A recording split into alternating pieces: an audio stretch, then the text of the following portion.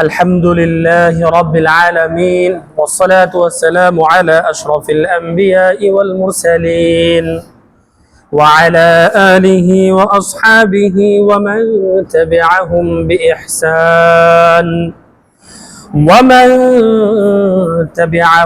بإحسان إلى يوم الدين.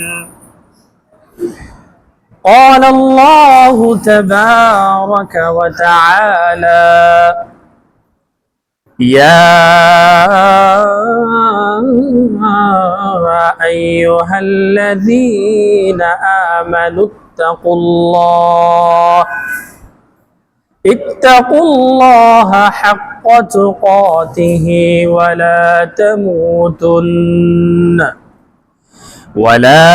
تموتن إلا وأنتم مسلمون. وقال الله تبارك وتعالى: إنا أعطيناك الكوثر فصل لربك وانحر إن شانئك هو الأبتر. صدق الله المولانا العظيم. وقال النبي صلى الله عليه وسلم: من حج لله فلم يرفث ولم يفسق رجع كيوم ولدته أمه، أو كما قال عليه الصلاة والسلام. وقال الله تبارك وتعالى في محكم التنزيل في شان حبيبه آمرا ومخبرا بعد أعوذ بالله من الشيطان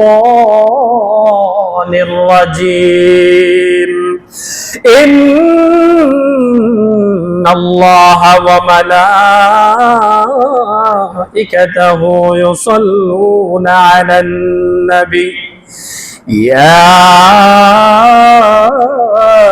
أيها الذين آمنوا صلوا عليه وسلموا تسليما.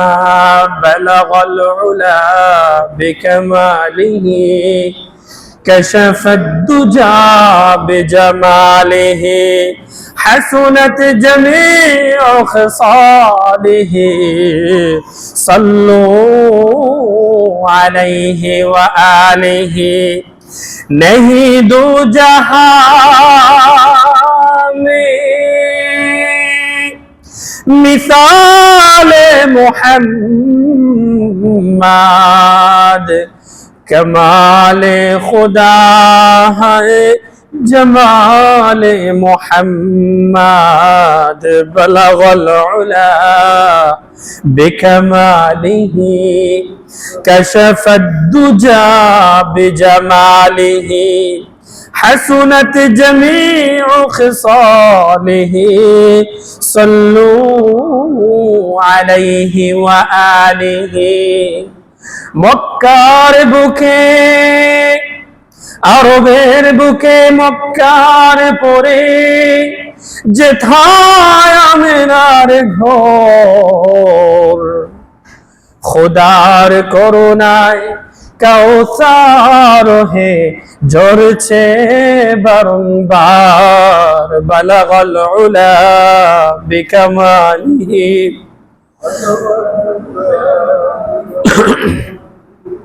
حسنت جميع خصاله صلوا عليه وآله.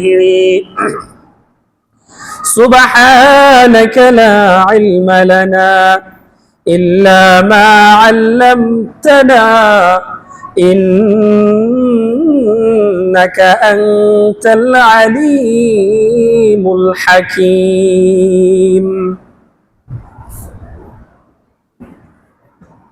আসমান এবং জমিনের একচ্ছত্র মালিকানার অধিকারী, মানুষ, জিন, দেখা না দেখা সমস্ত মাখলুকাতের সৃষ্টিকর্তা এবং রব, মহান আল্লাহ পাক রব্বুল আলামিনের শুকরিয়া আদায় করছি, যিনি আমাদেরকে আরেকটি জুমা দান করেছেন। সেই মহান সত্তার প্রশংসা করছি অন্তরের অন্তঃস্থল থেকে, যিনি আমাদেরকে জান্নাতের বাগান মসজিদে আসার তৌফিক দিয়েছেন। সবাই বলি আলহামদুলিল্লাহ। মাশাআল্লাহ, এনার্জি আছে।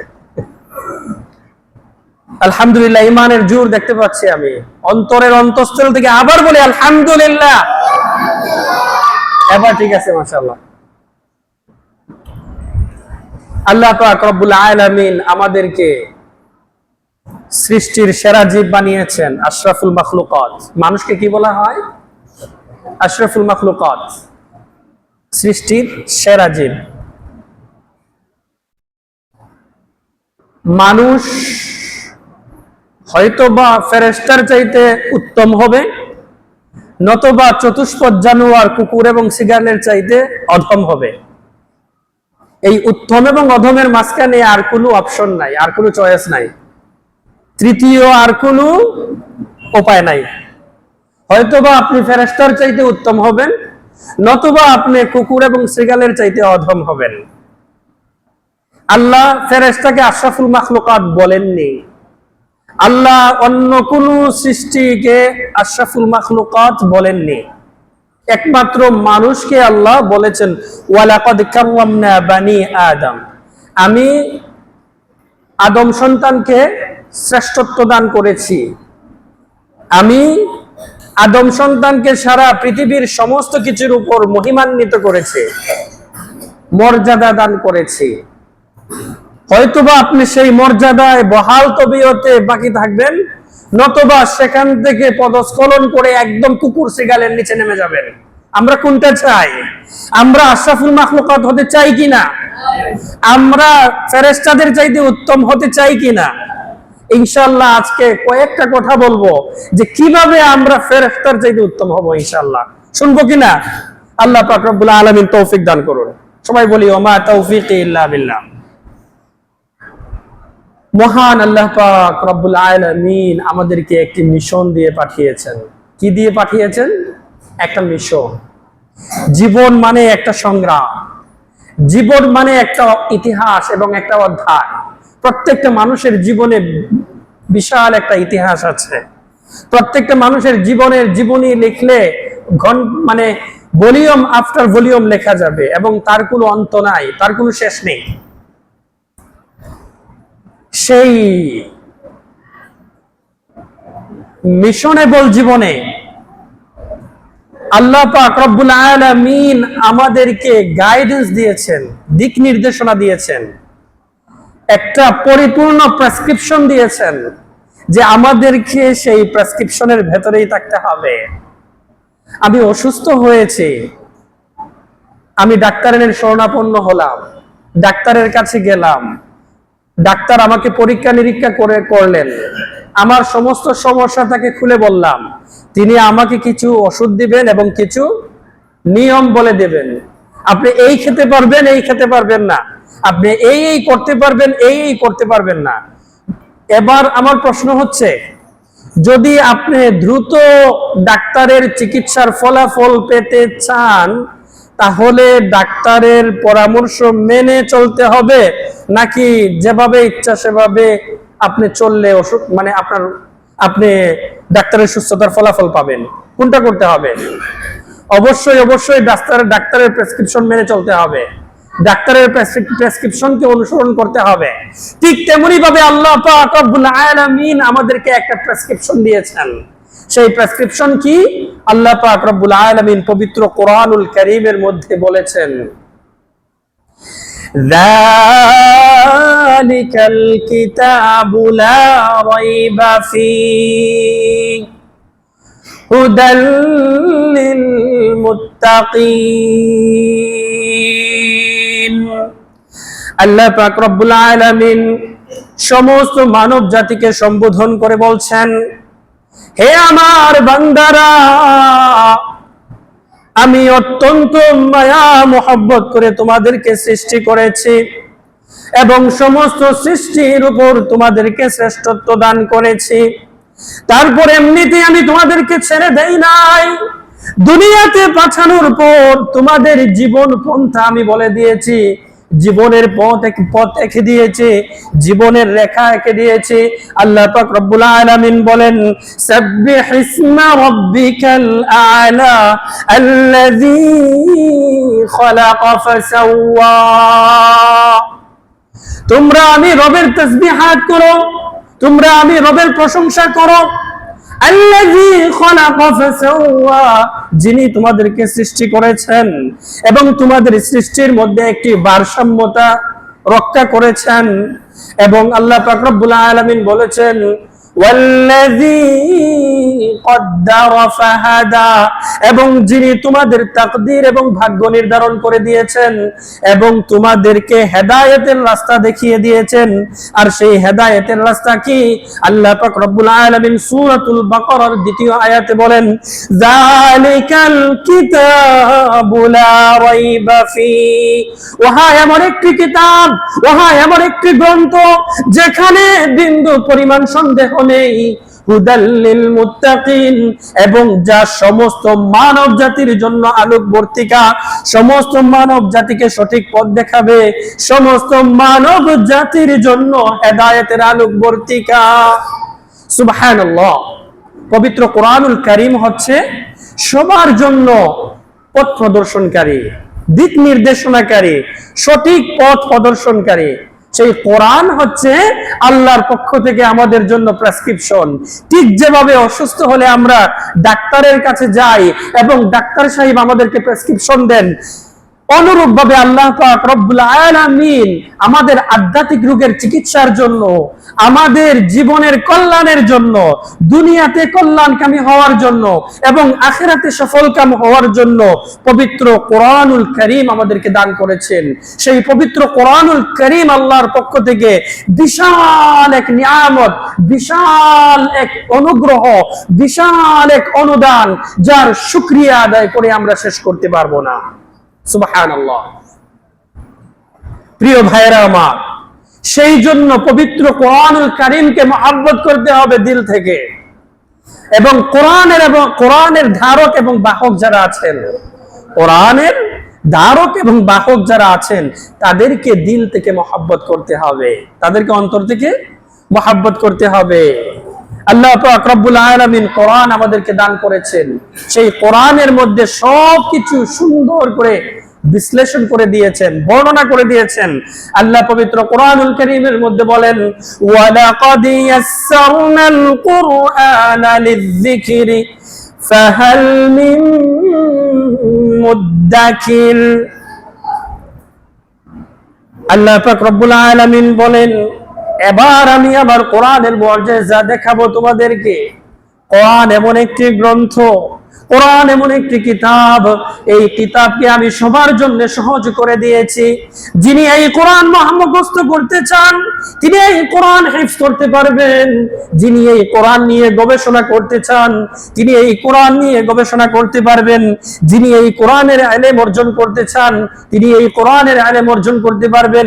যিনি এই কোরআনের থিওরি জীবনে বাস্তবায়ন করতে চান, তিনি কোরআনের থিওরি বাস্তবায়ন করতে পারবেন। কোরআনকে সবার জন্য ঢালাওভাবে আল্লাহ পাক রব্বুল আলামিন সহজ করে দিয়েছেন। সুবহানাল্লাহ। কোরআনকে আল্লাহ সহজ করে দিয়েছেন। কোরআন যিনি মুখস্থ করবেন তার জন্য মুখস্থ করাটা সহজ। কোরআনের অর্থ যিনি শিখতে চাবেন তার জন্য কোরআনের অর্থ শেখা সহজ। কোরআনের তাফসীর যিনি শিখতে চাবেন, কোরআনের তাফসীর তার জন্য শেখা সহজ। কোরআনের তিলাওয়াত যিনি শিখতে চাবেন, কোরআনের তিলাওয়াত তার জন্য সহজ। কোরআন নিয়ে গবেষণা করে মহাকাশে, কোরআন নিয়ে গবেষণা করে মহাকাশে যিনি উঠতে চাইবেন তার জন্য ওরাও সহজ। কোরআনের গবেষণা করে যিনি সায়েন্টিস্ট হতে চাইবেন তার জন্য সায়েন্টিস্ট হওয়া সহজ। কোরআনের গবেষণা করে যিনি চিকিৎসা বিজ্ঞানী হতে চাইবেন তার জন্য চিকিৎসা বিজ্ঞানী হওয়া সহজ। কোরআনের গবেষণা করে যিনি অ্যাস্ট্রোলজি হতে চাইবেন তার জন্য সেটা হওয়া সহজ। যে কোরআনের গবেষণা করে যিনি একজন সাইকোলজিক্যাল ডক্টর হতে চাইবেন তার জন্য সেটা হওয়া সহজ। কোরআনের গবেষণা করে যা চাইবেন তিনি তাই হতে পারবেন। কোরআনের গবেষণা করে যদি কেউ ইসলামকে গায়েল করতে চায় তাও তিনি পারবেন। কোরআনকে গবেষণা করে যিনি ইসলামকে মহিমান্বিত করতে চান তাও তিনি পারবেন। কোরআনের বিরোধী যারা তারাও কোরআন স্টাডি করে, কোরআনকে যারা বুকে ধারণ করে তারাও কোরআন স্টাডি করে। একজন দ্বীনকে মহিমান্বিত করেন আর একজন দ্বীনের ক্ষতি করেন। যিনি ক্ষতি করতে চান তার জন্য আল্লাহ সুযোগ দিয়েছেন, সময় দিয়েছেন, যাও করতে থাকো। সেটাই আল্লাহ পাক রব্বুল আলামিন কোরআনে বলেছেন, ইউদিল্লু বিহি কাসীরান ওয়া ইয়াহদি বিহি কাসীরা ওয়া মা ইউদিল্লু বিহি ইল্লাল ফাসিকিন। কোরআন এমন একটি গ্রন্থ, কোরআন এমন একটি কিতাব, এই কিতাব একজনকে পথভ্রষ্ট করে আবার আরেকজনকে পথ প্রদর্শন করে। যে কোরআনের অপব্যাখ্যা করে, কোরআন শিখে কোরআনের অপব্যাখ্যা করে, সেই কোরআনেই তাকে জাহান্নামে নিয়ে যায়। আবার একই কোরআন যিনি কোরআনকে অনুসরণ করেন ঈমানের সাথে, ইয়াকিনের সাথে এবং নবী করিম সাল্লাল্লাহু আলাইহি ওয়াসাল্লামের সুন্নাহ মোতাবেক, সেই কোরআন তাকে জান্নাতের পথ দেখায়। যখন আমরা সূরাতুল ফাতিহাতে তিলাওয়াত করলাম, ইহদিনাস সিরাতাল মুস্তাকিম, হে আল্লাহ, হে আল্লাহ, হে আমাদের প্রতিপালক, আমাদেরকে সহজ সরল সঠিক পথ দেখান। এই দোয়া যখন আমি আল্লাহ পাক রব্বুল আলামিনের দরবারে পেশ করলাম, আল্লাহ পাক রব্বুল আলামিন সেই দোয়া কবুল 100 বার করেছেন, নিশ্চিত করেছেন। যার প্রমাণ হচ্ছে আল্লাহ কোরআনুল কারীমের আরেক আয়াতে বলেছেন, ওয়া আনি'বুদুনি হাযা সিরাতুম মুস্তাকিম, যে হে বান্দা, আমি আল্লাহ তোমার দোয়া কবুল করেছি এবং আমি বলে দিলাম আমার সঠিক রাস্তা। আমার সঠিক রাস্তা হচ্ছে আমার ইবাদত, আমার সঠিক রাস্তা হলো আমার আনুগত্য, আমার সঠিক রাস্তা হলো আমার গোলামি, আমার সঠিক রাস্তা হলো আমার ইচ্ছার কাছে তোমার ইচ্ছাকে কুরবানি দিয়ে দেওয়া। সুবহানাল্লাহ। আর সেই কুরবানির শিক্ষা আমরা গ্রহণ করব কিছুদিনের মধ্যেই ইনশাআল্লাহ। আল্লাহ পাক রব্বুল আলামিনের ইচ্ছার কাছে, আল্লাহ পাক রব্বুল আলামিনের চাওয়ার কাছে, আল্লাহ পাক রব্বুল আলামিনের হুকুমের কাছে, আল্লাহ পাক রব্বুল আলামিনের চাহিদার কাছে আমি আপনি যখন আমাদের দিলের তামান্না, আমাদের দিলের চাহিদা, আমাদের রিপু, আমাদের প্রবৃত্তিকে কুরবান করে দিব, জবাই করে দিব, তখনই আল্লাহ পাক রব্বুল আলামিন আমাদের অন্তরে ঈমানের বীজ বপন করে দিবেন। সুবহানাল্লাহ। আর সেই বীজ একদিন চারায় পরিণত হবে, সেই চারা আস্তে আস্তে বড় হবে, শাখা প্রশাখা চতুর্দিকে ছড়িয়ে দিবে, সেই বৃক্ষ থেকে ফল ফলাদি উৎপন্ন হবে। সুবহানাল্লাহ।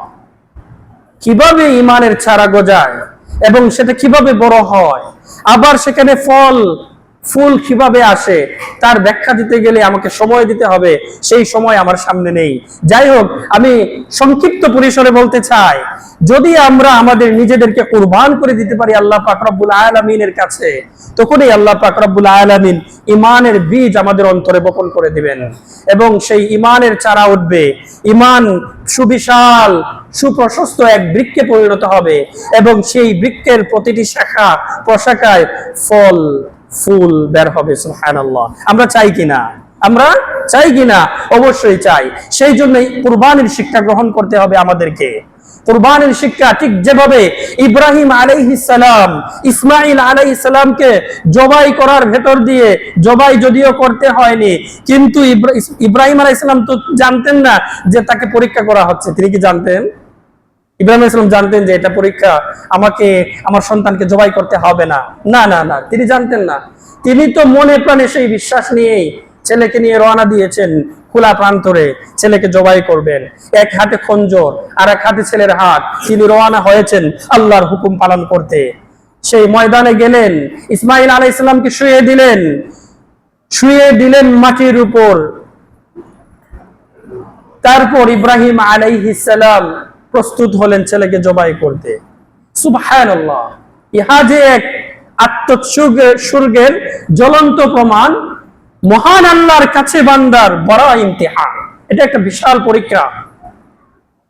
ইব্রাহিম আলাইহিস সালাম প্রস্তুত হচ্ছেন ছেলেকে জবাই করবেন। ছেলেও কেমন ছেলে দেখেন।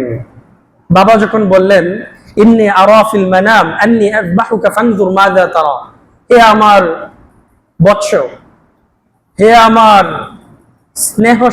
স্নেহাস্পদ ছেলে সন্তান, আমি তো স্বপ্নে দেখেছি যে তোমাকে জবাই করছে। একই স্বপ্ন তিনি 3 দিন দেখেছেন। দেখার পর সেই স্বপ্ন ব্যক্ত করলেন ছেলের কাছে। ছেলেও কেমন ছেলে, বলতেছে,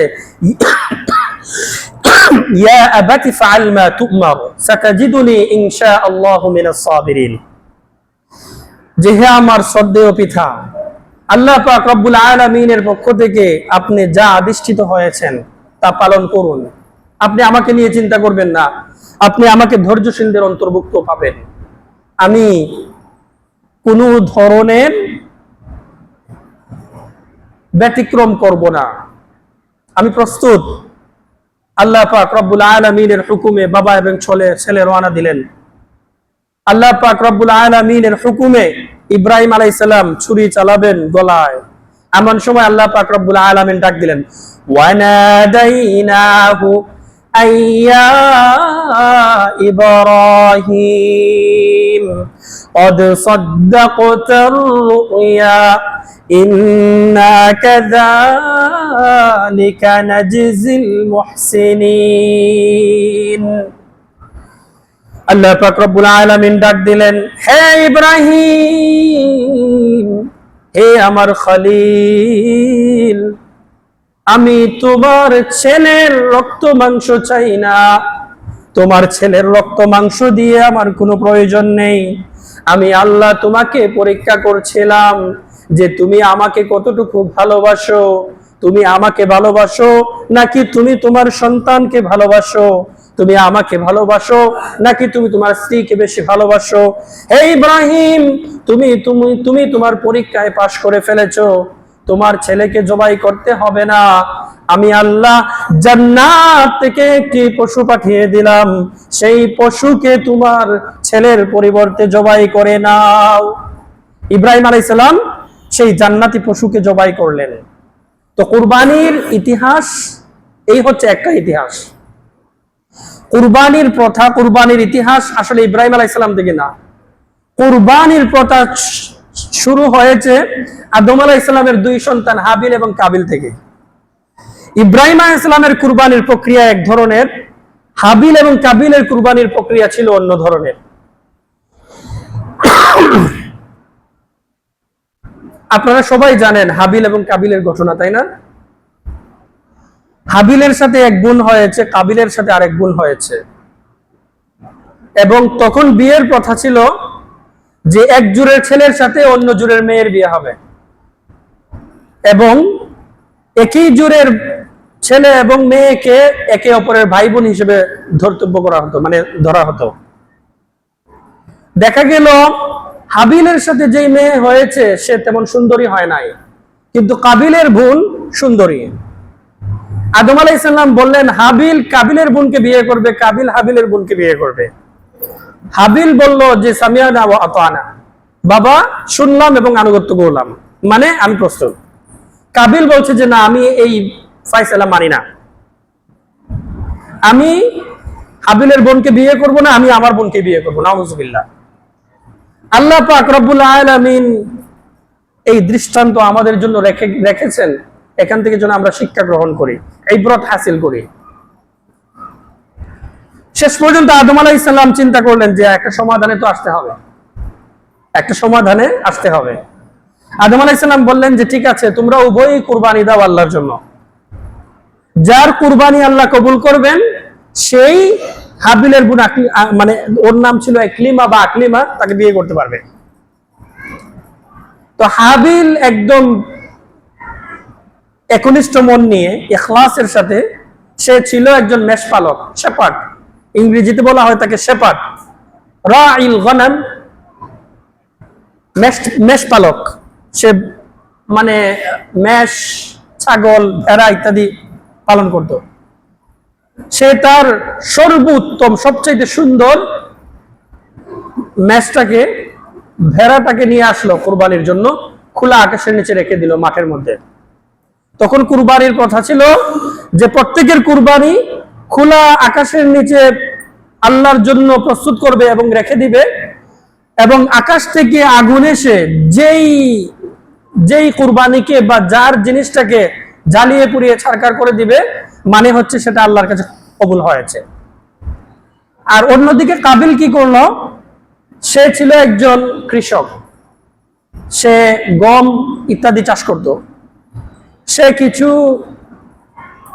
মানে থেকে যাওয়া কিছু পরিত্যক্ত কিছু গম এবং কিছু বন, খের ইত্যাদি নিয়ে এক জায়গাতে রাখলো। দিন শেষে দেখা গেল আকাশ থেকে অগ্নিকুণ্ড এসে হাবিলের ভেড়াকে নিয়ে গেছে, মানে জ্বালিয়ে দিয়েছে। তার মানে হাবিলের কুরবানি কবুল হয়েছে, কাবিলের কুরবানি কবুল হয় নাই। সেখান থেকে অ্যারোগেন্সি শুরু হয়েছে, অহংকার, হিংসা। আর সেই হিংসা শয়তান থেকে এসেছে, কারণ শয়তান কাবিলকে ওয়াসওয়াসা দিতেছিল, কাবিল দেখছো তোমার বাবা তোমার ঠকাই ফেলছেন, এটা তোমার হক, তোমার অধিকার, তোমার বোন, তোমার সাথে হয়েছে, বিয়েগুলো তুমি করবা, কাবিল কেন করবে? এই জিনিসগুলো যখন তার মাথার মধ্যে ঢুকিয়ে দেওয়া হলো, সে অ্যারোগেন্ট হয়ে গেল, সে অহংকারী হয়ে গেল, তার ভিতরে হিংসা এসে গেল, এবং সে হিংসা এবং জিজ্ঞাসার আগুনে জ্বলতেছিল। সে বলল যে না, আমি এই কুরবানিও মানি না, কারণ তোমার আল্লাহ হাবিলকে ফেভার করেছে। আল্লাহ কি করছে? কয় যে আল্লাহ এখানে কি করছে, কি বলে জানি শব্দটা আমার মনে হয় না, কারণ বাংলাতে কথা বলা হয় না অনেকদিন। তো মানে তোমার আল্লাহ হাবিলকে ফেভার করছে, ইংরেজিতে এটাকে বলা হয় ফেভার, মানে দয়া দেখাইছে, হাবিলের পক্ষ নিছে, আমার পক্ষ নেয় নাই। এটা মানে ইনসাফ ভিত্তিক বিচার হয় নাই আল্লাহ। এখন আল্লাহকে অভিযোগ করতেছে, আস্তাগফিরুল্লাহ, মাআযাল্লাহ। তো যাই হোক, শেষ পর্যন্ত সে সিদ্ধান্ত নিল কি, যে হাবিলকে মেরে ফেলবো। যেই কথা সেই কাজ, হাবিলকে মেরে ফেলা হলো। তারপরের ঘটনা আপনারা সবাই জানেন। সেইখান থেকে হত্যার ইতিহাস শুরু হয়েছে। এই জন্য নবী করিম সাল্লাল্লাহু আলাইহি ওয়াসাল্লাম এক হাদিসে বলেছেন, কিয়ামত পর্যন্ত যত হত্যা সংঘটিত হবে, গুপ্ত হত্যা বলেন, আরো যত ধরনের হত্যা আছে, সমস্ত হত্যার দায়ভার একচ্ছত্রভাবে আদম আলাইহিস সালামের সন্তান কাবিলকে নিতে হবে। সারা পৃথিবীতে যত কিলার, যত হত্যাকারী আছে, সমস্ত হত্যাকারীর গুনার বোঝা কাবিলের মাথায় চাপিয়ে দেওয়া হবে কিয়ামতের দিন। সেই জন্য আমরা সব সময় সতর্ক থাকব, সমাজে আমি যেন নতুন করে কোনো গুনাহের কাজ শুরু করে না দেই। আপনি আপনার ব্যক্তিগত জীবনে দরজা লাগিয়ে শয়তানের প্ররোচনায় কোনো গুনাহ করেছেন, যেই গুনার সাক্ষী একমাত্র আল্লাহ এবং আপনার দুই কাঁধের ফেরেশতা, আর কেউ জানে না, সেই গুনাহের তাওবাও আপনি প্রাইভেটে করে নেবেন। সমাজে দাঁড়িয়ে আনুষ্ঠানিকভাবে যেই গুনাহ আপনি করবেন, সেই গুনার তাওবা একা একা কবুল হবে না, সেই গুনার তাওবা আপনাকে আনুষ্ঠানিকভাবেই করতে হবে। সেই জন্য আমরা এইদিকে সতর্ক থাকবো যে আমার কোনো বদ অভ্যাস, আমার কোনো গুনাহ যেন সমাজে না হয় যা আরো 10 জন অনুসরণ করবে। আমি একটি গুনাহ করলাম, একটি গুনাহের গুনায় আমার খাতায় আমার পাপ লেখা হলো আমার আমলনামায়, আমার গুনাহকে অনুসরণ করে যদি আরো 10 জন গুনাহ করে, সেই 10 জনের গুনার বোঝাও আমাকে বইতে হবে। যেমন আদাল্লু আলাল খাইরি কাফাইলি, যে যখন কোনো মানুষকে ভালো কাজের দিকে ইঙ্গিত করে, আর সেই ইঙ্গিতের কারণে সে ভালো কাজটা করে যে সওয়াব আল্লাহর পক্ষ থেকে পাবে, ইঙ্গিতকারী ইঙ্গিত করার কারণে সেই পরিমাণ সওয়াব পাবে। সুবহানাল্লাহ। অন দা আদার হ্যান্ড, ঠিক তেমনই ভাবে কেউ যদি একটি গুনাহ করে এবং অন্যজনকে সেই গুনাহে ভাগীদার বানায় বা গুনাহ করতে উৎসাহ করে এবং তার উৎসাহে যদি সেই গুনাহটা করে, গুনাহের যে পাপ তার আমলনামায় লেখা হবে, উৎসাহ প্রদান করার কারণে সেই পরিমাণ পাপ তারও আমলনামায় লেখা হবে। সেই জন্য আমাদেরকে সতর্ক থাকতে হবে যেন আমি কারো গুনাহের সাক্ষী না হই, কেউ যেন আমার গুনাহের সাক্ষী না হয়। ভাইরা আমার, আসুন, আল্লাহ পাক রব্বুল আলামিন পবিত্র কোরআনুল কারীমে বলছেন, লা ইয়ানালুল্লাহু লুহুমুহা ওয়ালা দিমাউহা ওয়ালাকিন ইয়ানালুহুত তাকওয়া মিনকুম, যে আল্লাহ পাক রব্বুল আলামিন বলছেন কিয়ামতের সামনে হজের মৌসুম, আমরা হজের দিনগুলো পার করছি। ঠিক এই মুহূর্তে, এই সময়ে হাজী সাহেবগণ হজ্জের মানাসিকগুলো পালন করার জন্য প্রস্তুতি নিচ্ছেন। 7 তারিখ থেকে তারা আনুষ্ঠানিকভাবে হজ্জের কাজ শুরু করে দিবেন। 9 তারিখে তারা আরাফার ময়দানে উপস্থিত হবেন, আরাফাতে অবস্থান করবেন ক্লান্ত বদন নিয়ে, এলোমেলো কেশ নিয়ে, শুভ্র কাপড় পরে, সেলাইবিহীন কাপড় পরে, আল্লাহর প্রেমে পাগল করা হয়ে তারা আল্লাহর কাছে কাঁদতে থাকবে। আল্লাহ পাক রব্বুল আলামিন আসমানের বাসিন্দাদেরকে ডেকে বলবেন, দেখো দেখো আমার বান্দারা পাগল করা হয়ে গিয়েছে, নিজেদেরকে ভুলে গিয়েছে, আত্মভোলা হয়ে আমি আল্লাহকে ডাকছে। সুবহানাল্লাহ। বলা হয়েছে আরাফাতের ময়দানে যদি কোনো ব্যক্তি সন্দেহ করে, মনে হয় আমার দোয়া কবুল হবে না, তার চাইতে হতভাগা পৃথিবীর বুকে আর কেউ নেই। আস্তাগফিরুল্লাহ। নিঃসন্দেহে আরাফাতের ময়দানে দোয়া কবুল হয়। আরাফাতের দিন সামনে আসতেছে, তারপর বড় হজের দিন ইয়াউমুল হাজ্জিল আকবার, কোরআনে বলা হয়েছে 10th of যুলকাদা, আল আশিরু লিযিল হিজ্জা, যুলহিজ্জার 10 তারিখ, যেই দিন আমরা কুরবানি করি হাজী সাহেবগণের সাথে। তারপরে আইয়ামে তাশরিক 3 দিন, এটা হচ্ছে ইবাদতের মৌসুম। এটা কি? ইবাদতের মৌসুম, the season of ibadah, season of worship, season of worship, আল্লাহর ইবাদত করা, আল্লাহর আনুগত্য করা, আল্লাহর গুণকীর্তন করা। বিশেষ করে it is recommended to observe fasting from the first day of Dhul Hijjah to the 9th of Dhul Hijjah, 9 দিন রোজা রাখা। এটা হচ্ছে সুন্নাত, it is recommended, it is highly recommended by messenger of Allah sallallahu alaihi wasallam। আল্লাহ নবী সাল্লাল্লাহু আলাইহি ওয়াসাল্লাম এটাকে রিকমেন্ড করেছেন যে যুলহিজ্জার প্রথম দিন থেকে 9 তারিখ পর্যন্ত রোজা রাখা। যদি সবগুলো দিনে রোজা রাখা সম্ভব নাও হয়, অন্তত আরাফার দিনে রোজা রাখা। আরাফার রোজা সম্পর্কে আল্লাহ নবী সাল্লাল্লাহু আলাইহি ওয়াসাল্লাম বলেছেন, আহতাসিবু ইলাল্লাহি তাআলা আই ইউকাফিরা আস-সানাতাল মাদিয়াতা ওয়াল বাকিয়া, আমি আল্লাহ পাক রব্বুল আলামিনের কাছে আশা করছি যে আরাফাতের রোজা আমাদের জীবনের, আরাফার দিনের রোজা অর্থাৎ 9 তারিখের রোজা আমাদের পিছনের 1 বছরের গুনাহ মাফ করে দিবে এবং সামনের 1 বছরের গুনাহ মাফ করে দিবে। সুবহানাল্লাহ। এবং সেই আরাফার দিনে নবী করিম সাল্লাল্লাহু আলাইহি ওয়াসাল্লাম অস্থির পিঠে দাঁড়িয়ে শেষ ভাষণ দিয়েছিলেন, বলেছিলেন, আল ইয়াউমা আকমালতু লাকুম দীনাকুম ওয়া আতমামতু আলাইকুম নি'মাতি ওয়া রাদিতু লাকুমুল ইসলাম দীনা। সুবহানাল্লাহ। সর্বশেষ আয়াত কোরআনুল কারীমের। এক ইহুদি এসে ওমর রাদিয়াল্লাহু তাআলা আনহুকে বলছে, তোমরা কি জানো তোমাদের কোরআনে একটি আয়াত আছে, একটা ভার্স আছে, সেই আয়াতটি কখন নাজিল হয়েছিল, কোথায় নাজিল হয়েছিল? এরকম একটি আয়াত যদি আমাদের ধর্মগ্রন্থে থাকতো, তাহলে ওই দিন থেকে আমরা বড় দিন হিসাবে সেলিব্রেট করতাম, উদযাপন করতাম।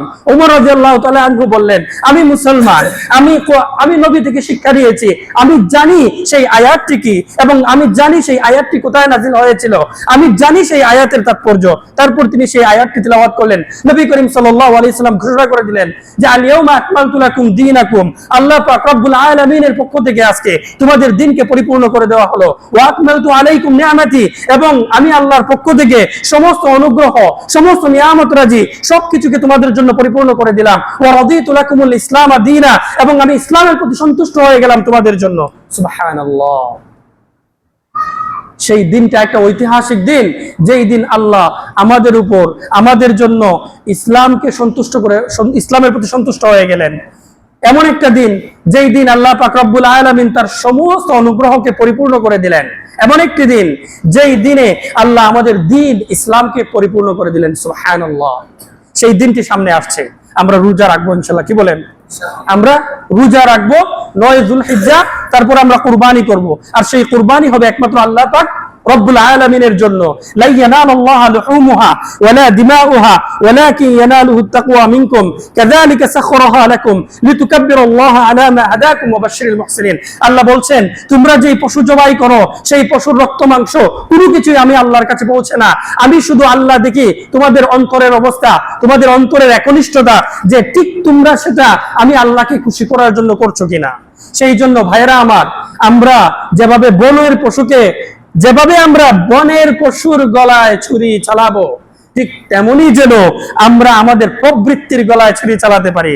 আমাদের এই দেহের ভিতরে একটা পশু রয়েছে, যে পশুটা সবসময় আমাদেরকে বিপদগামী করে দেয়, আমাদেরকে ধ্বংসলীলায় নিক্ষিপ্ত করে। সেই পশুকেও যেন আমরা জবাই করতে পারি। আমরা যেন লোক দেখানোর জন্য, সমাজের লোক লজ্জা থেকে বাঁচার জন্য কুরবানি না করি। আমার প্রতিবেশী 1.5 লাখ টাকা দিয়ে গরু কিনেছে, আমারটা 2 লাখ দিয়ে কিনতে হবে। আমার প্রতিবেশী 3 লাখ দিয়ে গরু কিনেছে, আমারটা 4 লাখ হতে হবে। গরু নিয়ে গরুর গায়ে লাল কাপড় এবং গরুকে সুন্দরভাবে সাজিয়ে রাজপথে হাঁটিয়ে নিয়ে যায় এবং অপেক্ষা করি মানুষ যেন চতুর্দিক থেকে জিজ্ঞেস করে গরুটা কত হইলো। তারপর বুক ফুলে বলি 3 লাখ, 3.5 লাখ, 4 লাখ। এই ধরনের কুরবানি আল্লাহ কবুল করবেন না। কুরবানি হবে একমাত্র আল্লাহ পাক রব্বুল আলামিনের জন্য।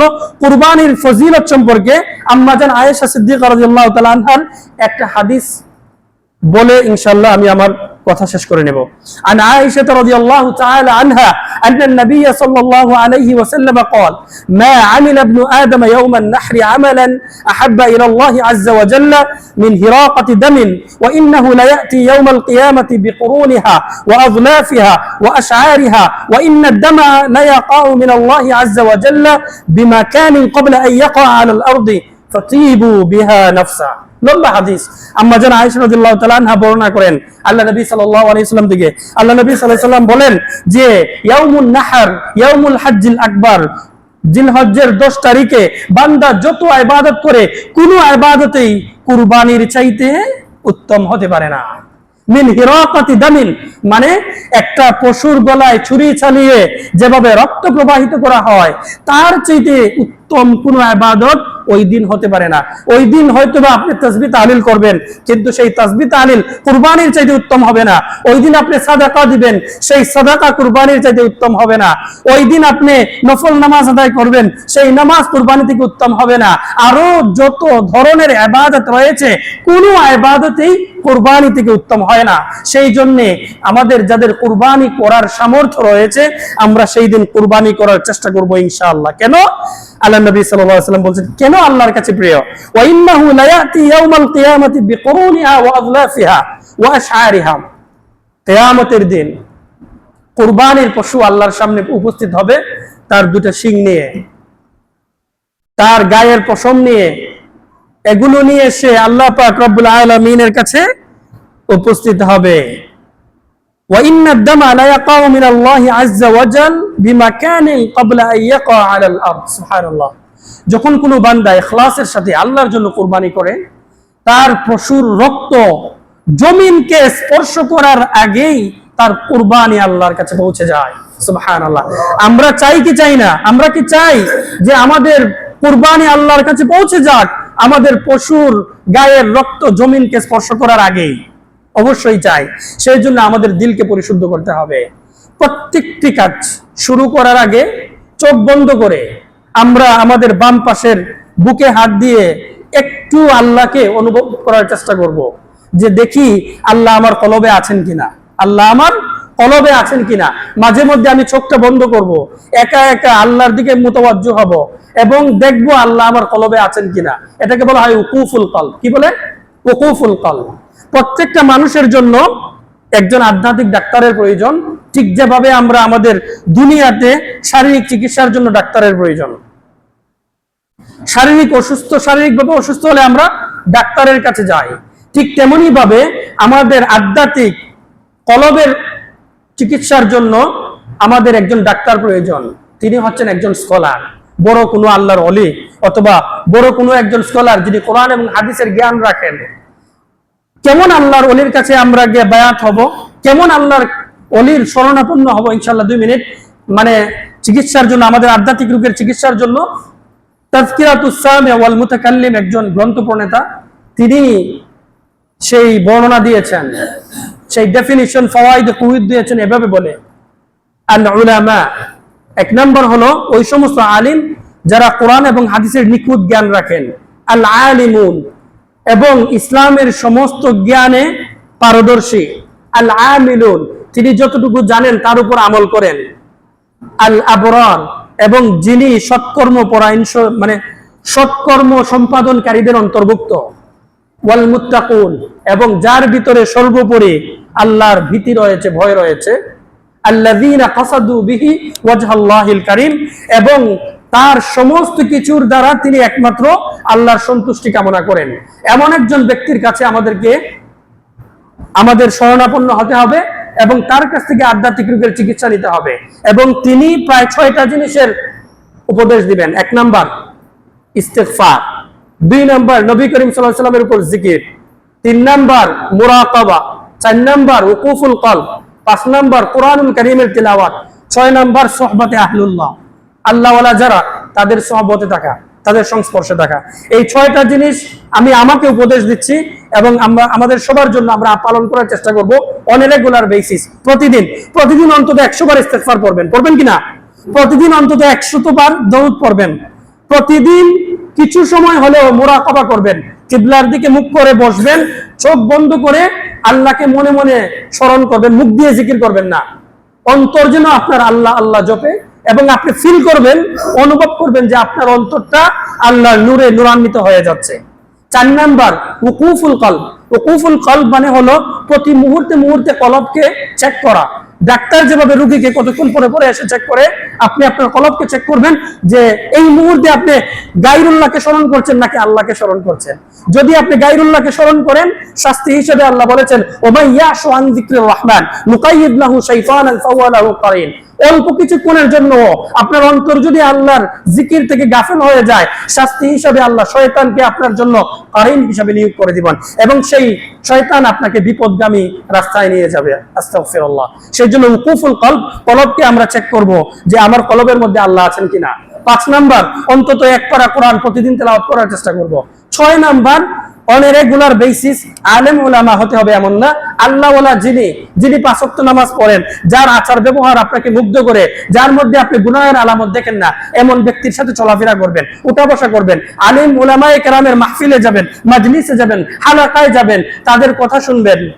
যত শুনবেন, তাদেরকে যত দেখবেন, তত বেশি আপনার ঈমান শানিত হবে। ঠিক এইভাবেই আপনার অন্তরে আপনি ঈমানের বীজ বপন করতে পারবেন, সেই চারা গজাবে, বিশাল বৃক্ষে পরিণত হবে। এবং ফল কি? ফল হিসাবে আল্লাহ পাক রব্বুল আলামিন বলেছেন ইন্নাল্লাযীনা আমানু ওয়া আমিলুস সালিহাত কানাত লাহুম জান্নাতুল ফিরদাউসি নুজুলা। ফলাফল কি?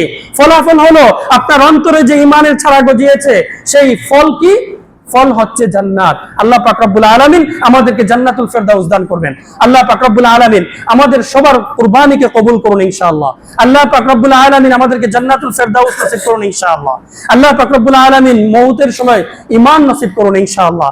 আল্লাহ পাক রব্বুল আলামিন আমাদের সবাইকে সুস্থ জীবন দান করুন ইনশাআল্লাহ। আল্লাহ পাক রব্বুল আলামিন আমাদের সন্তানদেরকে আমাদের জন্য কুররাতুল আইন হিসেবে কবুল করে নিন। আমি মুসাফির বলতে গেলে, যদিও আমি মুকিম, এই দেশে জন্ম নিয়েছি, বড় হয়েছি, এই দেশে ঢুকলেই আমি মুকিম, মুসাফির না।